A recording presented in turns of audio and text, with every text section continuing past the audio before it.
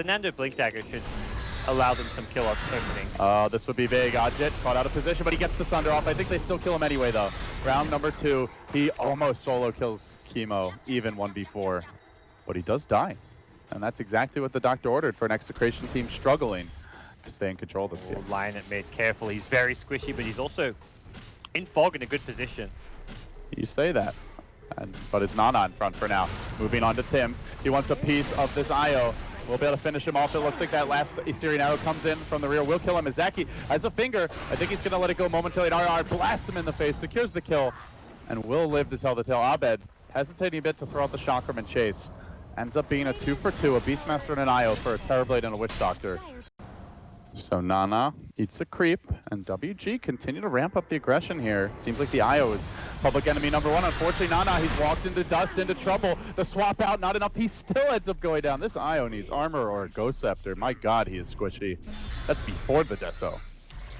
But hey, they get a Clinks out of it, so it is still a win for Execration. Did he walk too close to the tower or what? I'm not sure, but the Ravage connects on 3, the Deathboard coming through. The secondary Ravage, Zaki delivering midi MMY, making plays for the team, and one more auto attack will get the Chemo kill as well. Into the trees he goes with the lob from that wand, secures another. It ends up being a 3 for 2, but again, cores are what's dying for WG.Unity. They lost the Terrorblade there. It feels like the team fights are good, but not being able to really finish the job. Oh, Ajit, don't chase this one too aggressively, my friend. He gets out of there. Nice stun on his Timber Chain, kept the Witch Doctor alive. For the most part, they haven't gotten quite enough, but Tim might be a freebie here. 3, one more auto attack would do it, but Tim's using the Fog of War, abusing it. Unfortunately, Nando has other ideas. He sacrifices his IO, tossing the Clinks towards the tower. Says, here, Nana, would you like a hand?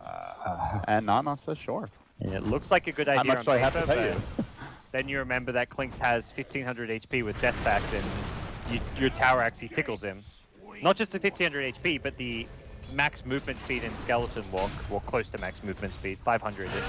So now they look for the counter initiation mid. Wen doesn't have his ultimate, but still, the Necro Book working on him. Mana burning Wen down. He actually drops quickly to the Timbersaw. Then the Tiny comes in together with the Bend. They bring down another. WG.Unity starting to crumble in the mid game. Same story as game number 1.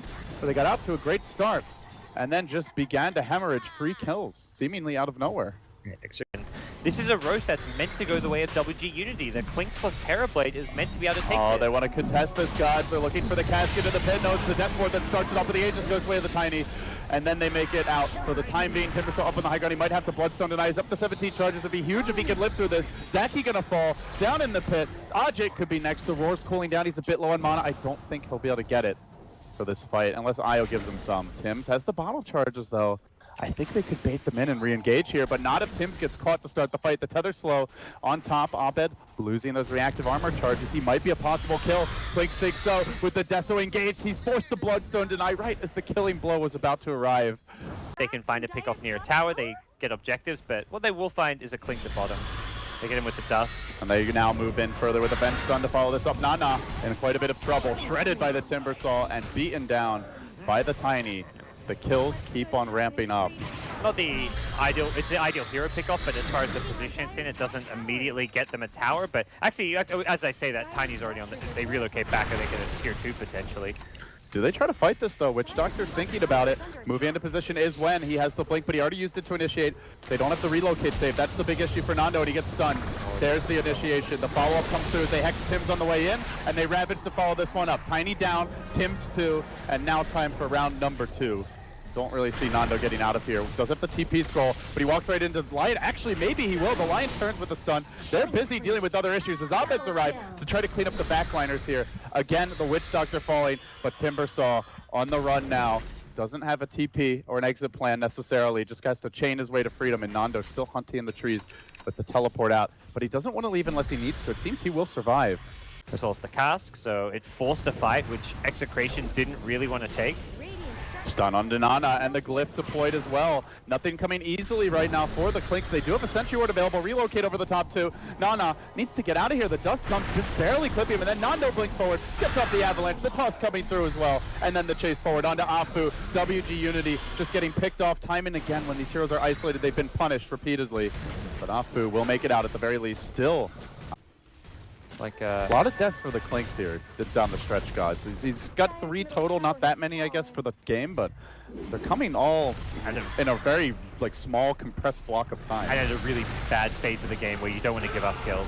Right when the Tide Hunter gets caught out, this could be disastrous for WG.Unity. They need this Tide to stay alive to stall the push. He's out for the count. Doesn't have the Ravage put on anyway. Lion doing his best to halt the aggression, but Execration continue to apply pressure, pushing deeper into the Dire base, looking for their first lane of racks. A win here. They've got it with Fnatic and a shot at directly moving into the TI main event. A loss, and WG.Unity still have to win a game 3. They're on the brink of getting 4 games in a row wiped out of the qualifier when they were so damn close to advancing at least to Seattle as a wild card. Possibly directly in the main event. This one hurts, but it does feel like Execration are in complete command now. And it's just tragic how it's the same story again and again. A good early game into a poor mid game. And it's not like a lineup that needs to be poor in the mid game, but as we say that, Nana finds 2 free kills on the back line. I mean, still, even if they get 3 or 4, they've already lost the lane of racks against a tiny IO Beastmaster. And they make a smoke movement of their own. It's indeed WG.Unity who gets the jump. This time on Donato, starting with the Hex, following up. The nukes are there. Finger secures the kill. Blink and you'll miss it. And IO trying for the relocate save. Wasn't able to get there in time. And now Tim's may die as well. But they found where he's come from. Does he bring anyone back? Or do they just sacrifice the little ball as well? Oh, Ghost Scepter. Looking to retreat, juking through the trees, but the stun is there. Zaki tracks him down again. Another grab. It's Execration's turn to play toss. Are their structures?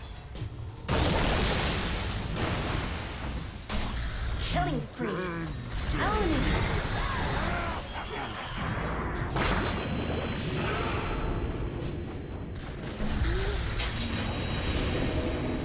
Double kill.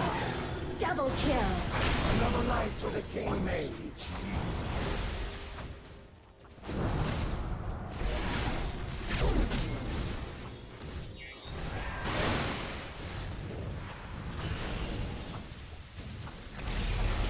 Mega kill. Your flesh fails.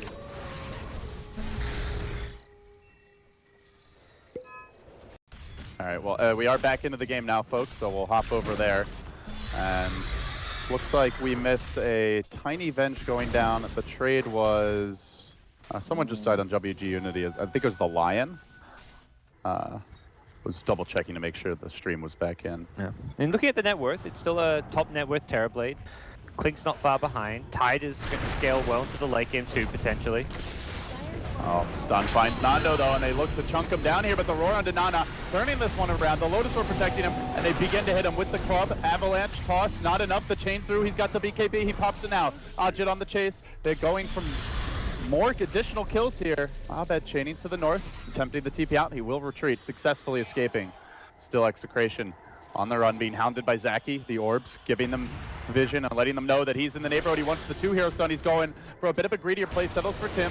Nana, 80 creep on the front lines. Chemo's there as a swap, but is it really worth it? Instead he goes for the stun on Nana from the trees. RR emerges. They will execute the Clink. They turn back for Zaki as well. Chemo's in position, but he is getting locked down, focused, and defeated. In the end, the Venge will fall. Oh, the Lotus Thunder! But the Lotus on the Thunder puts that Ajit. Oh shit, that is not what he had in mind. And now they relocate forward. They're looking for Wen as well. Oped there. Doesn't have a way to cancel the TP. He'll make it out. That's why you go to Lotus Ult. You normally don't think, oh hey, it's a Execration moving forward to the squat towards the top side of the map, and they do get Abed. Initially, WG.Unity catching up, but Chemo's there with the save. The Ravage coming through, does connect. Timbersaw may die as well. Oh, he's got a lot of reactive armor stacks, but it's simply insufficient. The nuke damage is there, and WG.Unity striking right back again, finding more kills. RR wants to engage into this, but he's going to get caught by a cast. It bounces back to his boar. His creeps quickly becoming his own worst enemy. It's now that Necro Bolt punishes him. Finally, Tiny arrives, but it's one by one. Execration running in, beating kill after kill. They do have an Aegis for round number 2. IO, someone in position. Tims may go for the relocate save, but Nando's heading to the north away from his IO, who barely manages to get the tether off. Brings him home. But do they come back? They've got a Bloodstone respawn, Timber Spawn. They will reinitiate. Abed chaining forward. And we'll be able to clean up these illusions. Still, what is access point. Afu's smoke starts to break. Radiant team scouts it out, blinks away. Tiny moves forward, he cracks that BKB open, and Afu will fall first to begin the fight, but Terrorblade engaging as well. Timbersaw jumping in the top to turn to assassinate these supports for the Hex. Working against Abed, they'll lose him a bit too late. Doesn't seem like it's going to be enough. And now the Deso shots raining in. He's trapped up on the high ground. Can they get the vision? The ward drop, but he's already changed himself out. Abed, will he make it home? The chakram comes back. They can't find him. A beautiful retreat from the Timbersaw. And after all that, only a Witch Doctor does. But an IO might be next. I'm not sure how just the Team? one died. Two? Killing spree. No team. But, we're approaching that point where Tiny Beastmaster and then the Terrorblade Clink from the dire side can just win you the game. Oh, Nando, the finger not enough. Good save there by the swamp, but a relocate also committed. And they may end up living to regret this one as the Ravage comes through. Does lock down Abed for the time being, but RR able to blink himself away to safety. So now with the Ravage down, they look to chase a bit further. WG.Unity are going to be on the back foot for this upcoming engagement. A good defensive support play. Yeah, absolutely. Clinks is the man in first. BKB committed just in time. They're going to toss him back, try to run, but RR shattered, makes it out. Abed now retreating. The chain is there. Teleport will be interrupted, completely controlled. They lay into him. Another chain, a very short range one at that, but they've already lost him. Now Chemo attempted the TP out. No other way to cancel it. So after all is said and done, they do lose the Timber. They still lose the core. Nothing scouted just yet, only an invisible Clinks. Moving forward, but RR, he gets eyes on him. The roar's there. Instantly, Zaki ready to go, and the refresher surprise comes through with the Ravage on top. Nando deleted just like that. Chemo's next. A lot of BKBs committed, but two crucial kills. Execration, well, now they know, but that was costly. You have to be very careful fighting like that. And they're just trying to get these bursts, these chain stunts onto Nana's Clink so they can burst him down, but just on their side, this is the kind of one of the few timings where it is feasible and they do want to go for it. Metamorph, and then straight into the Illusion Army. Ajet quickly laying into this tower. Nobody in sight to defend for the time being, and they are fighting into a double Ravage.